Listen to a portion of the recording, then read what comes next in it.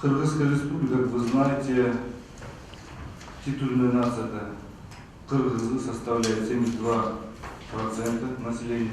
В республике проживают представители около 85 национальностей.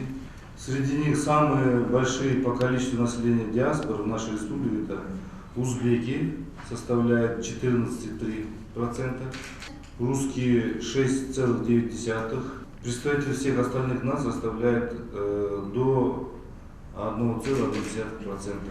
Кыргызская республика является одной из самых многонациональных стран в мире, большинство из которых представляет национальные меньшинства.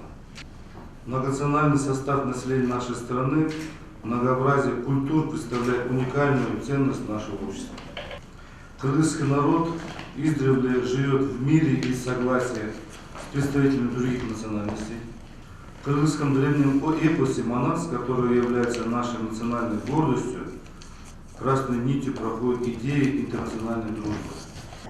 Толерантность, умение жить в мире и согласии с представителями других национальностей является одной из незыблемых традиций нашего народа. Не зря в эпоху независимости лозунг «Кыргызстан – наш общий дом» был широко популярен среди народа. Соблюдение прав представителей национальных меньшинств в нашей стране закреплено в Конституции.